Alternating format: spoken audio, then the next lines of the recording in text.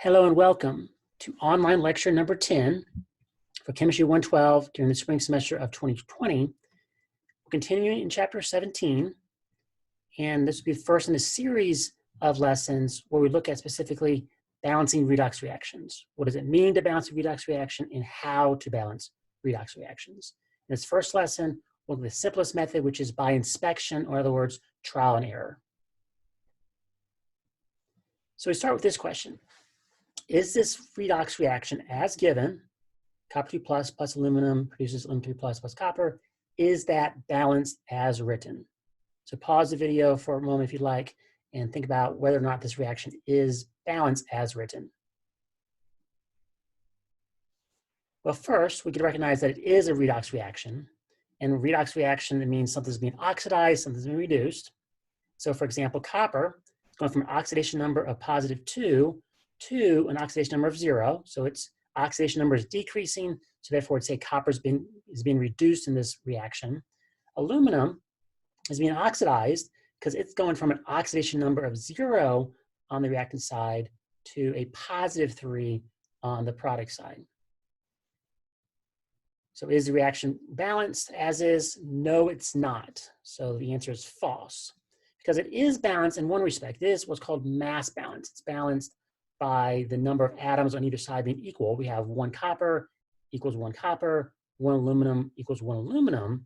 But in order for a redox reaction to be balanced, not only does it have to be mass balanced, as we're normally used to balancing non-redox reactions, as we did in Chemistry 1, but it also has to be something called charge balanced.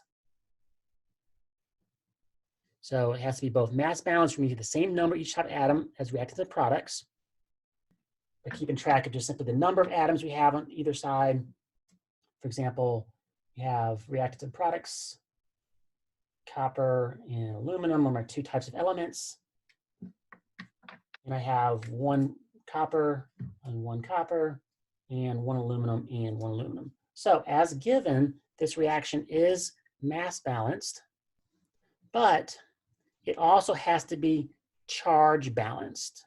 And what we mean by charge balance is that the total charge, whether it's positive or negative or even 0, in any case, the total charge on the reactant side has to equal the total charge on the product side. And we see that's not the case in this example because we go back to our board. We can also keep track of the total charge. So this would be our sort of our mass balance table. And then we look at also our charge table. We have the reactant side and product side. And all we're doing is keeping track of the total charge. So we have a total charge of positive 2 plus 0, or positive 2 on the reactant side. And on the product side, we have positive 3 plus 0, or positive 3 total on the product side. So even though, yes, this reaction is mass balanced, it's not charge balanced. We don't have the same total charge on the reactant side as we do the product side. So as a result, the reaction as given is not balanced. So one way we can balance these redox reactions, these redox equations, one very simple method, which only works for the simplest of redox equations, redox reactions, is by inspection, is that trial and error method, largely a trial and error method, same trial and error method that you might have utilized in Chemistry 1. So if we go back to our example here, and we want to balance it so it's both mass balanced and charge balanced, it's already mass balanced. So now to worry about what can we do to make sure it's also charge balanced. I have a positive 2 charge on the reactant side, a positive 3 charge on the product side.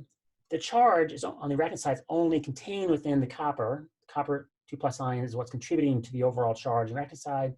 The aluminum 3 plus ions are what's contributing to the total charge on the product side. So I can bring the total charge to be equal to one another if I find the lowest common multiple of these 2 charges, or these 2 numbers, 2 and 3. Well, the lowest common multiple of 2 and 3 is 6. So the question is, how can I bring the total charge on the reactant side up to a positive 6? Well, I can do that by converting my 1 copper 2 plus ion into a 3 copper 2 plus ions. That would in fact give me a total of positive 6 on the reactant side total charge.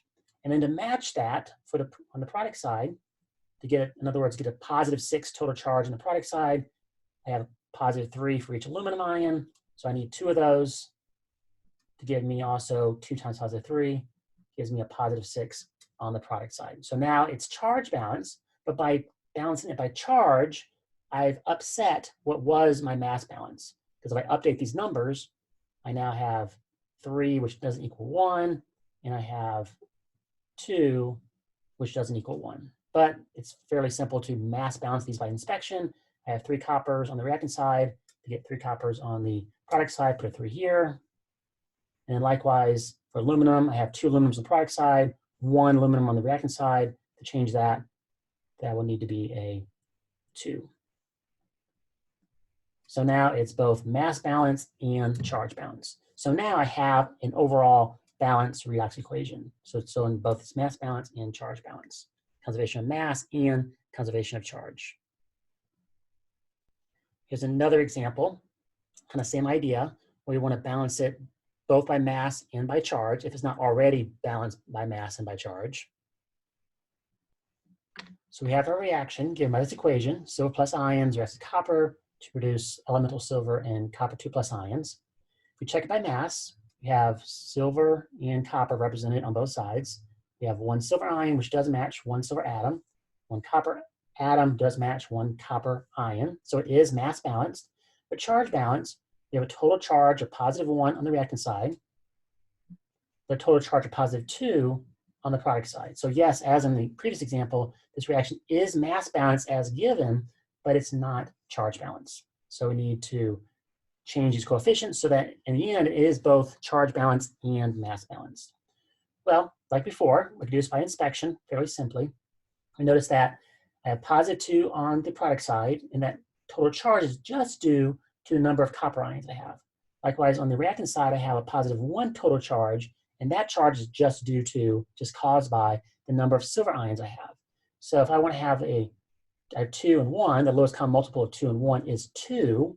So if I want to have a total of positive 2 charge on the reactant side, I can do that simply by changing that 1 into a 2. Now I have a total charge of positive 2 on the reactant side, which matches the positive 2 I have on the product side. So now these are charge balance. This equation is charge balance, but I've upset my mass balance. It was mass balanced, now it's no longer mass balanced, but I can fix that. 2 silver ions, just a 1 silver ion, put a 2 here, and now it's both charge balance and mass balance. So now I have a redox reaction that is balanced, so that like any other balanced equation, I can now use this, as we'll see a little bit later in the chapter, quantitatively.